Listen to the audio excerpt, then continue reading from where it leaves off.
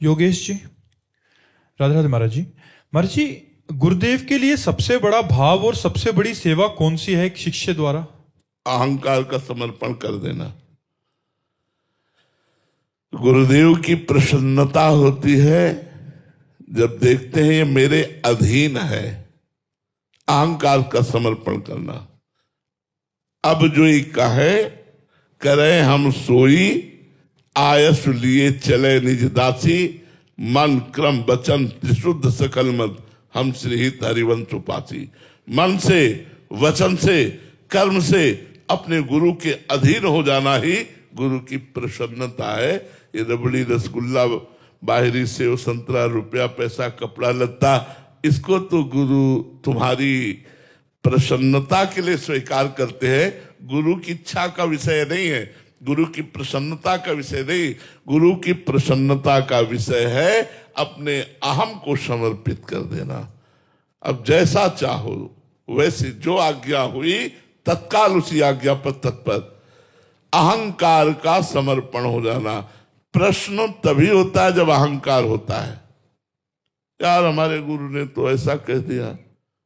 अब हम दूसरे संतों से पूछते हैं कि ऐसा कहना चाहिए गुरु जी को कि नहीं कहना चाहिए, ऐसा करना चाहिए गुरु जी को।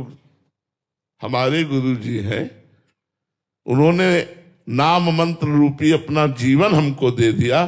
अब हम अपना जीवन उनको देते हैं। वो कहते खड़े रहो तो खड़े रहो, चलो गेट के बाहर चलो, चलो गेट के बाहर चले। एक बार श्री स्वामी नारदानंद सरस्वती जी महाराज नैमिषारण्य सत्संग कर रहे थे, तो विवेकानंद जी उनके शिष्य थे। विवेकानंद वो स्वामी जी के सामने बढ़िया कपड़ा पहन करके आए, तो देखा स्वामी जी ने कहा जाओ गौशाला से गोबर टोकरी में भर के लाओ। और एक शिष्य को कहा जितना गोबर गीला कर दो जाके। यहां खड़े हो सत्संग, यहां खड़े हो। अब वो गोबर और टप टप गोबर सब कपड़ों में वैसे खड़े। चेहरे में कोई सिकन नहीं, कोई परेशानी नहीं, सभा में गोबर लिए खड़े। गुरु अहंकार को रौंदता है, गुरु देहाभिमान को रौंदता है, अहंकार को रौंदते हैं, देहाभिमान को, देह भाव को रौंदते हैं। अब ये बात शिष्य जो समर्पित नहीं है वो समझ नहीं पाता और गुरु द्रोह कर बैठता है, गुरु आज्ञा का उल्लंघन कर बैठता है। और वो फिर मंत्र तो मिल ही गया, अब क्या गुरु जी से मतलब, चल देता है। वो कभी सिद्ध नहीं हो सकता। गुरु सेवा तज करे जुबान, यह अधर्म यह सबहान कान नरस कर्म। जिसने गुरु की आज्ञा का उल्लंघन कर दिया तो चाहे जितनी बड़ी से वो साधना करे वो कभी सिद्ध नहीं हो सकता, क्योंकि सिद्धि तो गुरु कृपा से प्राप्त होती है। ध्यान मूलम गुरु मूर्ति, पूजा मूलम गुरु पदम, मंत्र मूलम गुरु वाक्यम, मोक्ष मूलम गुरु कृपा। मोक्ष का मूल क्या है? बोले गुरु का प्रसन्न हो जाना। तो गुरु कब प्रसन्न होते हैं? जब अहंकार रहित होते। एक बार समर्थ गुरु श्री स्वामी रामदास जी महाराज जी की सेवा में जो शिष्य रहते थे, एक शिष्य से बहुत प्रेम करते थे। तो और शिष्यों को ईर्ष्या हुई, तो स्वामी जी के पास जाके निवेदन किया कि आप एक को ही बुलाते हो, एक का ही नाम लेते हो, एक से ही आदेश करते हो। हम लोग भी तो है महाराज जी, कभी हमको भी अवसर दीजिए। ऐसा प्रेम क्यों करते हो उनसे और हमसे भेद करके? हम भी तो आपके शिष्य है। तो समर्थ ही होते हैं। कुछ नहीं बोले, बोले जाओ सबको बुलाएंगे, किसी दिन सेवा होगी बुलाएंगे, जाओ।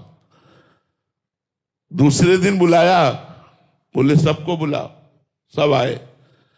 जांग में पट्टी बंधी हुई थी। कहा बेटा बहुत बड़ा फोड़ा रात्रि भर में हो गया, बहुत पीला दे रहा है, और हमने देखा है पट्टी खोल के उसमें मवाद भी बन गया है। बोले गुरुजी अभी शिवाजी के पास जाते हैं और उनसे राजवैद्य लेके आते हैं, वो ठीक करेंगे। उन्होंने नहीं, इसकी दवा हम जानते हैं। कोई शिष्य यहां उसका मुंह है, मुंह लगा के यदि सब मवाद पी ले हो सकता है वो शिष्य मर जाए क्योंकि मवाद है, पर हम ठीक हो जाएंगे। आप में से कौन पिएगा? आप लोग चुप हो गए। आप लोग तो अब चुप हो गए सब कि मर जाएंगे। मवाद पीना, बहुत से तो पीछे खसक लिए, कुछ हाथ जोड़े खड़े रहे, पर हाँ नहीं कहा। और वो सेवा में लगे हुए थे जिनके विरोध में सब शिष्य शिकायत की थी, आवाज लगाई, बेटा। हाँ गुरुदेव, सेवा में थे, छोड़ के आगे जी। ये मवाद बन गया है फोड़े में, अगर इसको तुम पी लोगे तो हो सकता है तुम मर जाओ, लेकिन हम ठीक हो जाएंगे। बोले गुरु जी तुरंत बताओ कहां से पीना है? बोले यहां से पीना है। मुंह लगाया, पूरा पी गए। बोले गुरु जी रोज ऐसा पीने को मिले तो बहुत आनंद आया, इतना मीठा था, इतना स्वादिष्ट था। तब उन समर्थ गुरु ने पट्टी खोली और दिखाया तो कलमी आम बांधे हुए थे। परीक्षा के लिए कलमी आम बांध लिया था। तो सब शिष्यों से कहा, देखा, इसलिए इसको प्रेम करता हूं, जो अपने प्राणों को समर्पित करके, देह भाव का त्याग करके गुरु की शरण में है कि गुरु जी ठीक हो जाए, हमारे प्राण निकल जाए, कोई बात नहीं, गुरु जी को दर्द ना हो। ये समर्पण गुरु प्रसन्नता का हेतु होता है।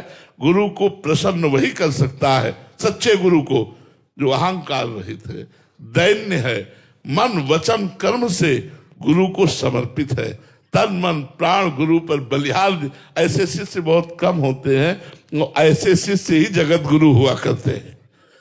जो अपने गुरुदेव के ऐसे शिष्य होते हैं वही जगत का कल्याण करने वाले गुरुदेव बनते हैं जाकर। जो शिष्य नहीं बना वो गुरुदेव क्या बन सकता है? जो शिष्य सच्चा है वही जगत गुरु बनता है, वही जगत का कल्याण करता है। तो अहंकार देह भाव को गुरु के चरणों में समर्पित कर देने से गुरु को सबसे बड़ी प्रसन्नता होती है।